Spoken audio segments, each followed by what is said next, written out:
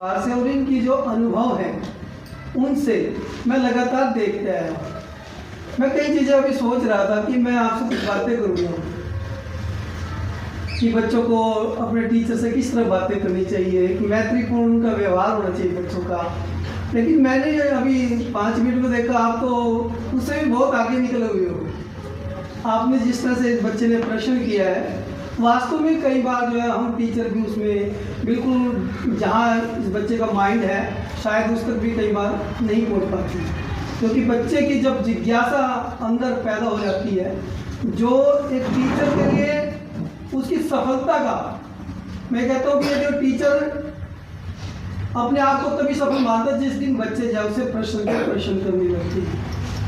क्योंकि जो चीज़ें आपको सर बता रहे हैं, अभी बात की थी बाघ की, तो उसमें बहुत बड़ा अंतर है और आपने बिल्कुल स्पष्ट किया कि इसका ये है। तो ये जिस दिन बच्चे के अंदर पैदा हो गई पूछने की शक्ति, तो समझ लीजिए वो सफलता की सीढ़ियाँ चढ़ना शुरू हो जाता है। और इस विद्यालय में मैंने बहुत सारी चीज़ें नोट की हैं। जैसे हम बच्चों की कहानियाँ लिखते हैं, तो उन कहानियों में बच्चे ही हैं कि वे बच्चे कैसे हैं, उनका मनोविज्ञान क्या है, बच्चे सोचते कैसे हैं। अब आप सुबह आते हैं, मैं देखता था, पहले भी देखता रहा हूँ, आप अपने पौधों को पानी देते हैं, कितनी बड़ी बात है ये। अन्यथा कई स्कूलों में तो बच्चे जो आए हुए हैं पैंट में हाथ दे के रखते हैं, कभी हमें मिट्टी को हाथ लगाना पड़े। लेकिन जो आप यहाँ से सीख कर जाएंगे, आपको ये पता लगेगा कि पौधा हमारे जैसा है। ये पौधा भी, इसको हम फलाएं, ये तभी फले फूलेगा जब इसको खाद पानी देंगे। और आप कितने मनोयोग से उनको पानी देते हैं, पौधों की रक्षा करते ना। और बहुत सारी बातें आपके स्कूल की जो मुझे बहुत प्रभावित करती हैं। दूसरी बात है जो आप प्रेयर में जो प्रश्नोत्तरी करते हैं, जो सर आपसे सुबह सुबह ये प्रश्न कर रहे हैं, ये अपने आप में बहुत बड़ी बात है ये भी। क्योंकि अब सर जो है यदि क्लास में पढ़ा रहे हैं तो सिर्फ 20 बच्चों को या 30 बच्चों को पढ़ाएंगे। आप यहाँ सारे बच्चे सीख रहे हैं और एक दूसरे से सीख रहे हैं। अब उसने राष्ट्रगीत पूछा, एक ने राष्ट्र पशु पूछा, है ना, तो आप सबको पूछा। उसने पूछा भी मतदान जो है, वोट जो है 5 साल बाद भी डलती है, 2 साल बाद भी डलनी चाहिए थी, 10 साल भी हो सकती थी, लेकिन उसकी एक अपनी सीमाएँ हर चीज़ की। मतलब मेरा कहने का अर्थ ये है कि आपके अंदर से जो प्रश्न पैदा हो रही है, यदि आप जो मन में जो आपके प्रश्न पैदा हो रही है, यदि उनका समाधान यहीं पे हो जाता है, तो आप एक भार से मुक्त हो जाते हैं। नहीं तो उस बच्चे के दिमाग में घूमती रहती कि सर ने बताया नहीं ये इलेक्शन 5 साल बाद क्यों होता है। तो आपको बताया कि वे जब भी कोई योजनाएं बनती हैं, उन योजनाओं को क्रियान्वित करने के लिए उसका एक समय चाहिए, ठीक है ना। तो उसको 5 साल के लिए सरकार ने जो है निर्णय ले लिया 5 साल के लिए हो। दूसरी बात आपकी, मैं प्राइमरी में पिछले से जब मैं आया तो मैडम की क्लास में गए थे हम, तो मैडम नाम प्रोमिला जी। तो मुझे ये लगा कि आपका जो लेवल है आप उससे बहुत ऊपर है। तीसरी क्लास का बच्चा जो जिस तरह से प्रश्न का जवाब दे रहा है, या उसको पहाड़े आ रहे हैं, या उसकी जो भी कर रहा है वो उसके लेवल से बहुत ऊपर है। और वो क्यों है? क्योंकि जो आपकी मैडम है वो आपके बिल्कुल आपको इस तरह से तैयार कर रही है कि आप कल है ना, जब आप फील्ड में मतलब अपने अगली क्लास में जाओगे या कहीं टेस्ट फेस करोगे, आपको किसी तरह की कोई दिक्कत नहीं है। और ये जो है, ये समर्पण जो है टीचर का, मैंने स्कूल में बहुत बढ़िया तरीके से देखा कि आपके टीचर जो इतने समर्पित भाव से आप बच्चों को पढ़ा रही हैं। और ये आप, मुझे पूरा मतलब भरोसा भी है और आप पर विश्वास भी है कि आप जब भी किसी स्कूल में जाओगे तो आपको ये जरूर पूछेंगे कि आपको हिंदी किसने पढ़ाई, मैथ किसने पढ़ाया। आपको एक छोटी सी बात बता रहा हूँ, जब हम मैथ में 10th क्लास में पढ़ते थे, आपके सर्वे हमारे 10th में इकट्ठे थे, हम साथ साथ पढ़ते थे एक स्कूल में। जब हम 10th के पेपर देने गए ना, गणित का पेपर हमारा चल रहा था, हमने इतने पेपर भरे वहाँ पे, इतने मतलब हमें मैथ इतना आ गया था कि वो जो सुपरवाइजर था वो पूछने लगा कि आप मैथ कहाँ से पढ़ के आए, आपको मैथ किस टीचर ने पढ़ाया। तो ये अपने आप में एक शब्द नहीं है, मतलब एक बहुत बड़ी बात है ये कहना। और जब हमने कहा कि उस सर ने हमें जो है गणित पढ़ाया, तो ये कितनी बड़ी बात है। तो ऐसे आप जब कल कहीं भी जाएंगे, जो आप यहाँ से सीख रहे हैं, जो आप हर चीज़ सीख रहे हैं, सिर्फ ज्ञान ही नहीं प्राप्त कर रहे हैं, आप जो है हर फील्ड का, आप पौधों के साथ भी हैं, आप खेल में भी हैं, आप अपनी साफ सफाई में भी हैं, हर चीज़ आपके अंदर बहुत कूट करके भरी हुई है। और सर ने बताया कि मैं लिखता हूँ कहानियाँ, ये आप बच्चों से ही हम सीखते हैं, आपकी ही कहानियाँ वो।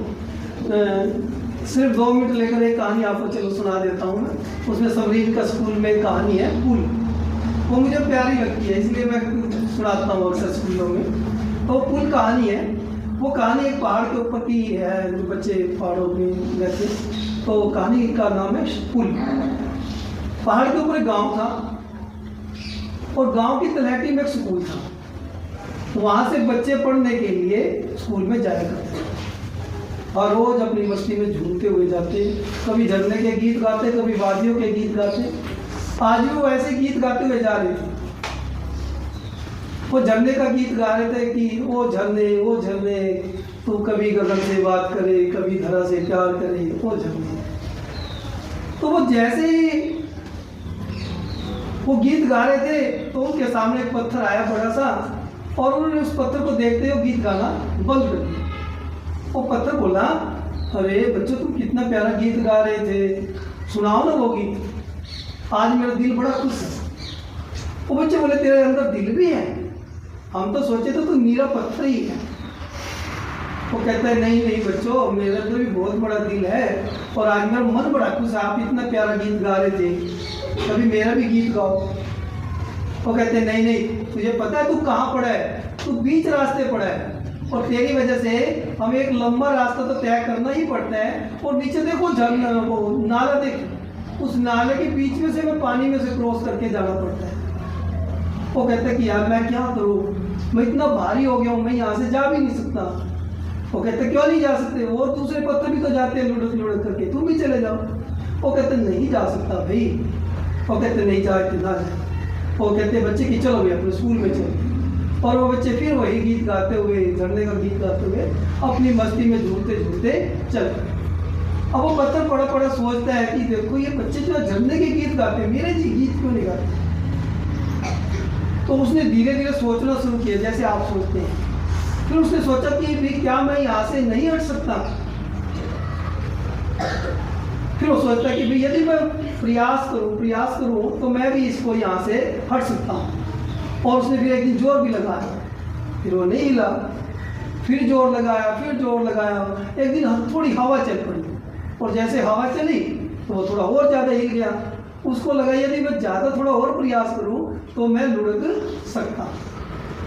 और एक दिन ऐसा ही संयोग हो गया, उधर से हवा चल पड़ी, उधर से उसने अपना जोर लगा दिया, तो वो जो है ना लुढ़कना शुरू हुआ। जैसे वो लुढ़कना शुरू हुआ तो दूसरे पत्थर कहने लगे, अरे भाई तू कहाँ जा रहा है। वो कहता कि नहीं अब मुझे यहाँ नहीं रहना।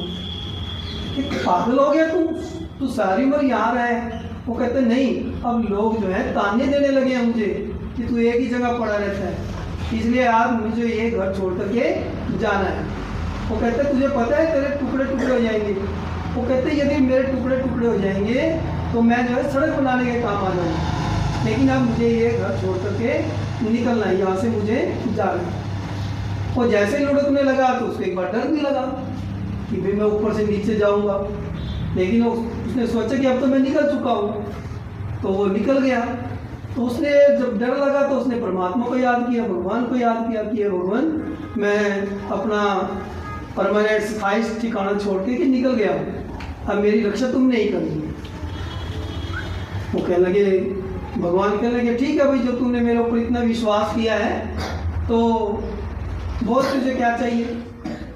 वो कहने लगे सर मुझे कुछ ज़्यादा नहीं चाहिए, मुझे तो सिर्फ ये चाहिए कि जो नीचे नाला है मुझे उसके अंदर फिट कर दीजिए, उस पर ऊपर रख दीजिए। वो बोले यार आजकल तो लोग पता नहीं क्या क्या चीज़ें मांगते हैं, तू कह रहा है कि उस नाले के ऊपर फिट कर दे। वो कहते हैं उसमें तेरा फ़ायदा क्या है। कहते जी मेरा कोई फ़ायदा नहीं है, लेकिन जो बच्चे स्कूल में जाते हैं वो बच्चे मेरे ऊपर पैर रख करके मेरे ऊपर से अपने घर आने जाने में उनको सुविधा हो जाएगी। तो भगवान कहने लगे ठीक है अभी तथास्तु, तुम्हें जैसा आप सोच रहे हैं ऐसा हो जाएगा। और वो लुढ़कता उस नाले के ऊपर जाकर के वो फिट हो गया। तो उस दिन बच्चे आए स्कूल से, बच्चों ने देखा कि अरे ये तो कोई पुल बन गया, नया पुल बन गया। अब वो जो छोटे छोटे बच्चे थे उस पुल के ऊपर से आने जाने लगे। और उन बच्चों ने फिर किसके गीत गाए? किसके गीत गाए? पत्थर के गीत गाए। इतने गीत गाए पत्थर के कि पत्थर जो है ना रोने ही लग गया, आंसू निकल गया उसके।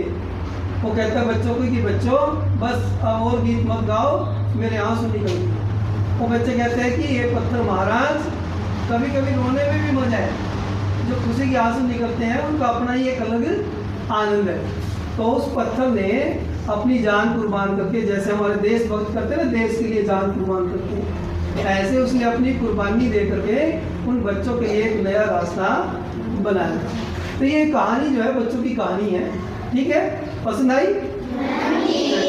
तो आप जो है इस तरह से पढ़ते रहे, आगे बढ़ते रहे। और सबसे बड़ी बात तो आप इसलिए सौभाग्यशाली हैं कि आपको इतना बढ़िया स्टाफ मिला है और सर को भाषा का बहुत ज्ञान है। और आपके सभी टीचर जो हैं इतने मेहनती हैं। आपके पीपी साहब अनिल जी, पूरे इलाके में जब भी बात होती है ना अनिल जी का नाम आता है कि जितने भी इंद्री में कार्यक्रम होते हैं, सरकारी कार्यक्रम होते हैं, ये बहुत बढ़िया तरीके से वहाँ कराते हैं। और वही अनुभव जो है आपको ला करके देते ना। अमरजीत सर जी है, कितने मेहनती है। पहले कुकनी सर स्कूल में थे जहाँ मैं रहा कुछ दिन अभी, तो वहाँ सर की पहचान है। और अब यहाँ तो आप बहुत भाग्यशाली हैं कि आपको इतना बढ़िया स्टाफ मिला है। और सुनीता जी, ये अपनी मैडम साइंस की, और अपने जी में वर्मा जी, सभी बहुत मेहनती टीचर हैं। और आप इनका बहुत ज़्यादा लाभ उठा, इनको बहुत ज़्यादा और परेशान किया करो, ठीक है ना। घर से प्रश्न तैयार करके आ करो, आके पूछा करो सर ये बताओ वो बताओ, तो आपकी पढ़ाई जो है बहुत बढ़िया होगी। और मेरी आप सबको बहुत बहुत शुभकामनाएं आगे बढ़ने।